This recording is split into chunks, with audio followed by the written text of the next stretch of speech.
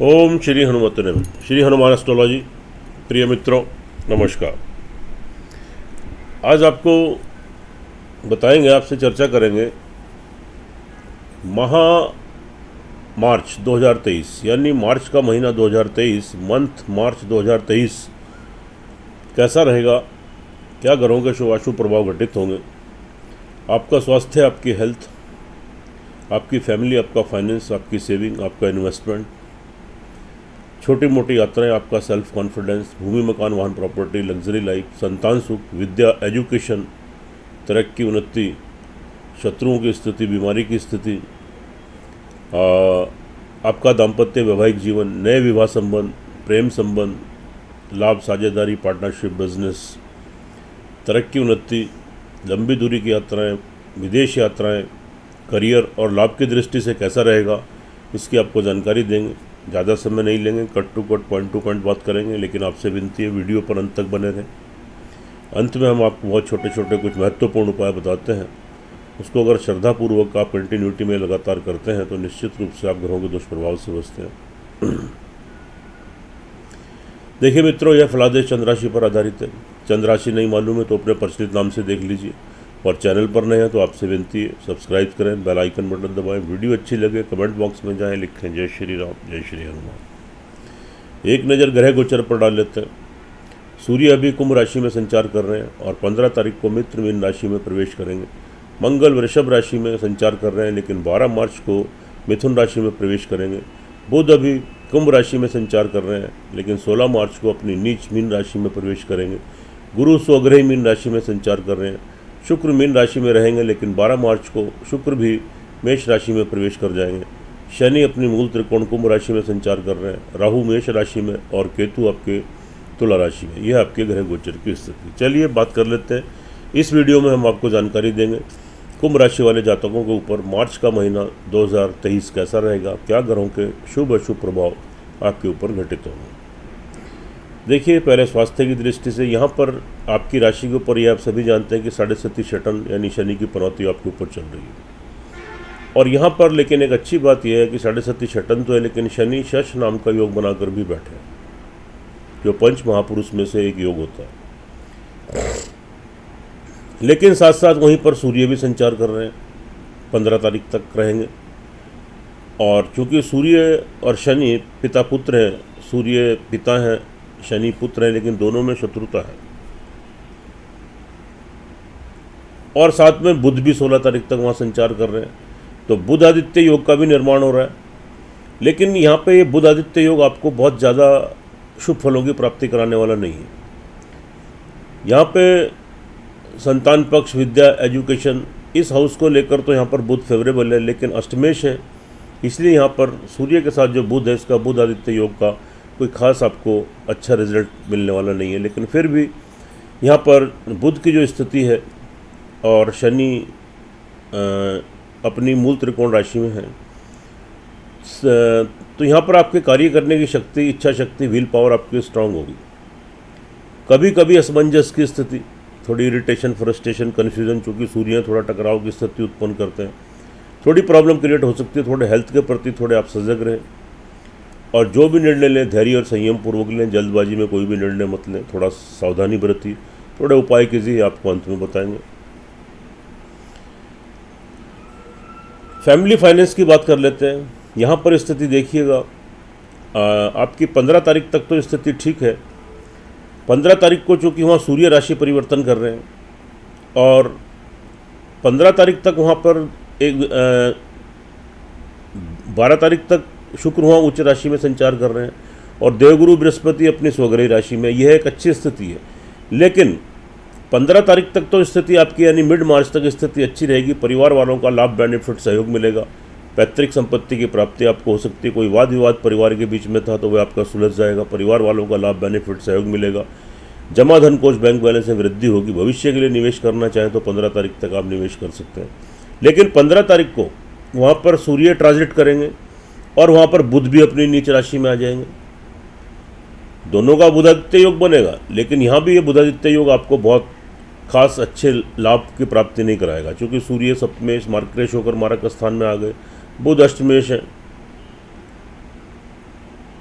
मूल त्रिकोण के स्वामी हैं, पंचम स्थान के स्वामी हैं, तो यहाँ पर भी सूर्य का या सूर्य बुध का जो बुधादित्य योग है इसका आपको बहुत अच्छा फल नहीं मिल पाएगा। तो 15 तारीख के बाद आप थोड़े सजग रहें। परिवार में कोई वाद विवाद, लड़ाई झगड़ा, कोई मतभेद, डिफरेंसेस क्रिएट हो सकते हैं, लेकिन इस किस्म की स्थिति अगर क्रिएट हो, मेरी आपको एक आपसे विनती है कि आप किसी भी क्रोध उत्तेजना से बचें और अपनी वाणी के ऊपर कंट्रोल करें, अपनी बोलचाल लैंग्वेज ठीक रखें, व्यर्थालाप व्यर्थ के आर्गूमेंट मत कर रहे हैं, वरना परिवार के बीच में 15-16 तारीख के बाद आपकी स्थिति खराब हो सकती है। आपका नाम भी खराब हो सकता है, परिवार के बीच में आपको अपमानित भी होना पड़ सकता है। और 15 तारीख के बाद कोई निवेश करना चाहें तो बिल्कुल मत करें, थोड़े समय के लिए टाल दें। जमा धन कोष बैंक बैलेंस में कमी आ सकती है, लेकिन 15 तक स्थिति यानी मिड मार्च तक स्थिति आपके फेवरेबल है। उसके बाद स्थिति आपके थोड़े प्रतिकूल हो सकती है, तो थोड़ा सावधानी बरतिए, संयम बरतिए, वाणी के ऊपर कंट्रोल कीजिए। आगे चलते हैं। यहाँ पर स्थिति जो आपकी बन रही है, देखिएगा, सेल्फ कॉन्फिडेंस, समय समय पर थोड़ी सी निगेटिव थॉट्स, भविष्य को लेकर अनजाना डर, अनजाना भय, इनसिक्योरिटी, अज्ञात चिंता, ये आपको सता सकती है। निगेटिव थॉट्स, नकारात्मक सोच आपके अंदर आ सकती हैं, बुरे बुरे ख्याल, बुरे बुरे विचार, लेकिन आप कोई भी नकारात्मक सोच अपने अंदर मत आने दें। सकारात्मक सोच बनाए रखें। यह थोड़े समय की बात है, आगे स्थिति फिर आपके अनुकूल बनेगी। छोटी मोटी यात्राएं करते हैं, उसके थ्रू आप कोई नौकरी करते हैं, बिजनेस करते हैं, तो अपने संबंधों में थोड़ा ध्यान रखें। यात्राओं में, थोड़ी छोटी यात्राओं में सावधानी बरतें, नहीं तो लाभ की बजाय नुकसान हो सकता है। छोटे भाई बहन, मित्र वर्ग, पड़ोसी, सहकर्मी, जो आपके नीचे कार्य थे, मिलने जुलने वाले लोग, आपके वेल विशर, प्रिय बंधु, उनसे आपके थोड़े संबंध खराब हो सकते हैं, लेकिन संबंधों को खराब मत होने दें। थोड़ा धैर्य, संयम रखें। थोड़े समय के बाद स्थिति फिर आपके अनुकूल बनेगी। आगे बढ़ते हैं। भूमि, मकान, वाहन, प्रॉपर्टी की दृष्टि से स्थिति देखिए।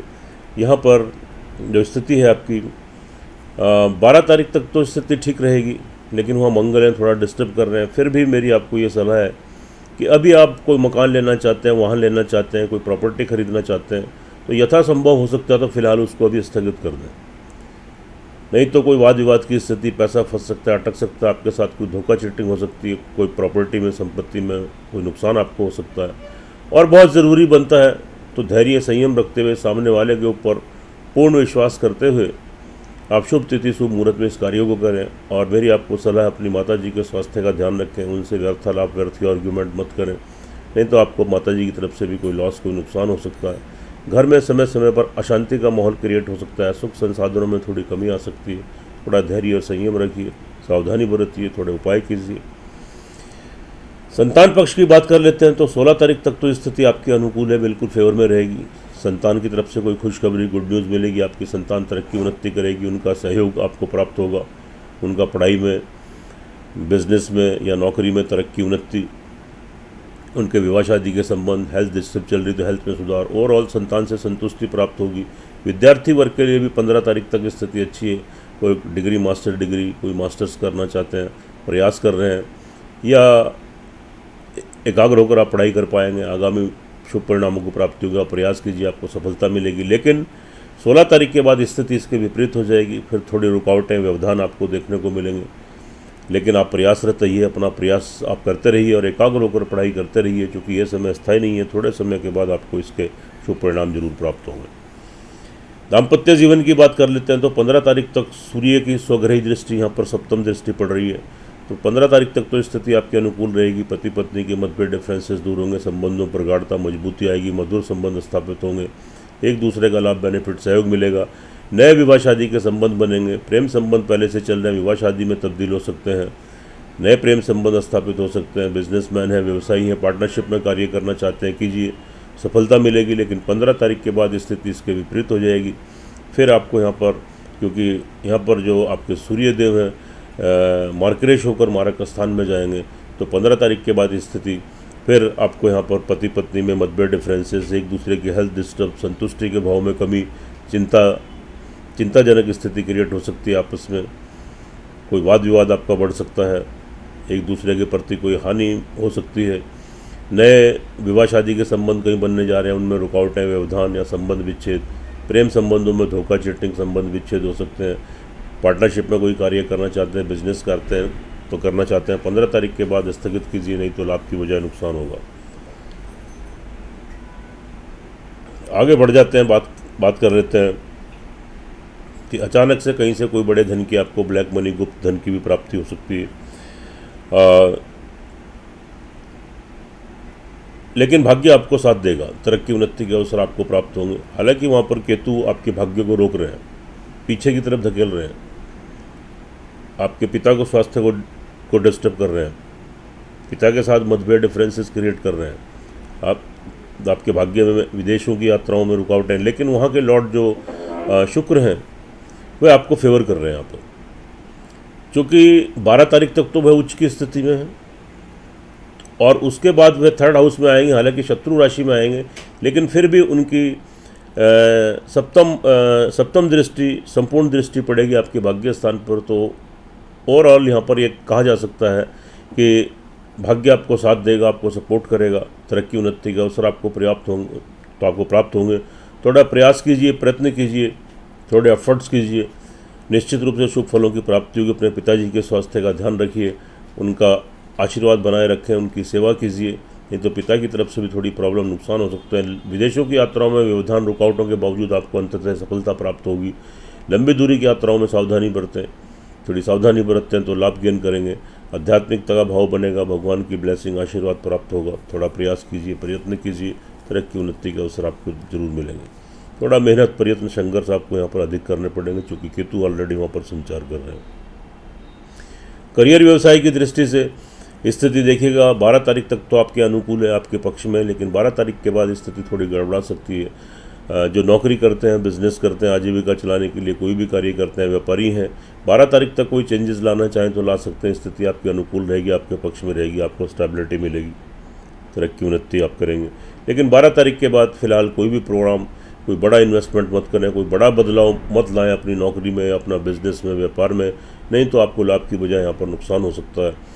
तो 12 तारीख तक तो स्थिति ठीक है, 12 तारीख के बाद थोड़ी स्थिति बिगड़ सकती है। जो जैसा है उसको सुचारू रूप से वैसे ही उसको यथावत आप चलने दें, उसी में अपना प्रयास करें, मेहनत करें, पुरुषार्थ करें, तो वहीं से आपको शुभ फलों की प्राप्ति होगी। सोर्स ऑफ इनकम की बात कर लेते हैं तो स्थिति आपके फेवर में रहेगी, आपके पक्ष में रहेगी। सोर्स ऑफ इनकम बढ़ेगा, जहाँ से आपका पैसा आता है, धन आता है, आय के स्रोत बने हुए हैं। कोई रुकावटें, व्यवधान आ रही थी, दूर होंगे। सुचारू रूप से धन का आगमन आपके पास आता रहेगा। बीच बीच में बड़े धन की प्राप्ति होगी। आप एज में जो आपसे बड़े हैं, आपके बड़े भाई बहन, आपके मित्र वर्ग, उनका लाभ, बेनिफिट, सहयोग आप यहाँ गेन करेंगे।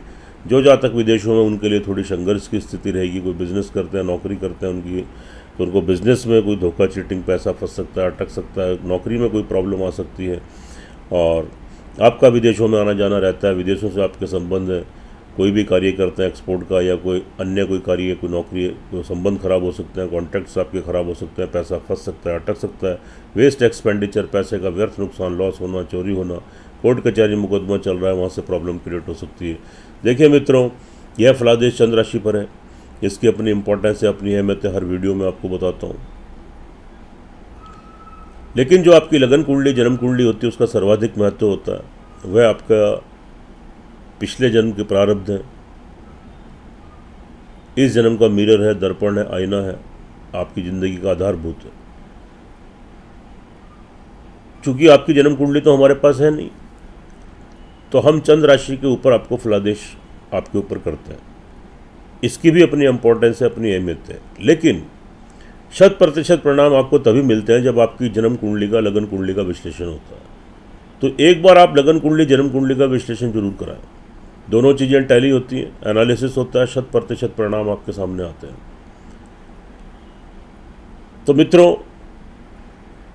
यहाँ पर अगर कुंभ राशि वाले जातकों की लगन कुंडली, जन्म कुंडली के अंदर किसी भी ग्रह की दशा, अंतरदशा आपके अनुकूल, आपके पक्ष में चल रही, तब संभवतः है आपको ग्रहों के दुष्प्रभाव कम देखने को मिलेंगे और ये मार्च का माह आपके लिए तरक्कीदायक, लाभदायक, उन्नतिदायक सिद्ध होगा।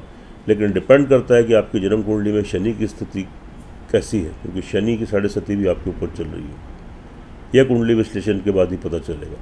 और अगर आपकी जन्म कुंडली के अंदर शनि की स्थिति भी फेवरेबल नहीं है और साथ में किसी ग्रह की दशा, अंतरदशा भी प्रतिकूल चल रही है, तब काफ़ी समस्याएं, काफ़ी रुकावटें, कठिनाइयाँ आपके सामने आ सकती हैं और ग्रहों के दुष्प्रभाव आपको देखने को मिल सकते हैं। तो मित्रों, आपको मेरी सलाह है कि एक बार अपनी कुंडली का विश्लेषण जरूर कराएं। उपाय के तौर पर देखिएगा, 7.5 सैटर्न से तो आप जूझ ही रहे हैं और यहाँ सूर्य अभी लगन में, फिर मारक स्थान में जाएंगे मार्करेश होकर। तो आपको दो उपाय बहुत महत्वपूर्ण है, हालांकि तो ये आपको करने चाहिए। मंगल भी बहुत ज़्यादा फेवर नहीं कर रहे हैं, तो यहाँ पर आपने क्या करना है, ओम गंग गणपति नमः 108 टाइम्स, ओम क्रांग क्रिंग क्रोंग सह भौमाय नमः 108 टाइम्स और ओम शंख शनश्चराय नमः 108 टाइम्स। यानी एक गणपति का मंत्र, शनि का मंत्र और मंगल का मंत्र रेगुलर करना है। शनि चालीसा का पाठ प्रतिदिन कीजिए, हनुमान चालीसा का पाठ प्रतिदिन कीजिए और हनुमान जी की आरती कीजिए। मंगलवार को लाल बूंदी का प्रसाद हनुमान जी को चढ़ाएं और प्रतिदिन अपनी पूजा पाठ करने से पहले आप सूर्य भगवान को प्रतिदिन अर्घ्य दें और वहीं पर खड़े होकर ओम घृणी सूर्याय नमः का जाप करें। मंगलवार को लाल बूंदी का प्रसाद हनुमान जी को चढ़ाएं। रविवार के दिन गुड़ से बने जो मीठे चावल होते हैं पक्षियों को खिलाएं। काली चींटियों को गुड़ वाली शक्कर प्रतिदिन खिलाएं और शनिवार को पीपल ट्री पर काला तिल कच्चा दूध पानी मिलाकर चढ़ाएं। जय शनिदेव कहते हैं और मंगलवार शनिवार बिल्कुल प्योरिटी से रहें, शुद्ध सात्विक भोजन करें। तो अगर यह कार्य आप कंटिन्यूटी में लगातार आप श्रद्धापूर्वक करते हैं तो निश्चित रूप से आप ग्रहों के दुष्प्रभाव से बचेंगे, आपको सुरक्षा प्रदान होगी और तरक्की उन्नति के मार्ग आपके प्रशस्त होंगे। सुखी रहें, स्वस्थ रहें, हंसते रहें, मुस्कुराते रहें। जय श्री राम, जय श्री हनुमान।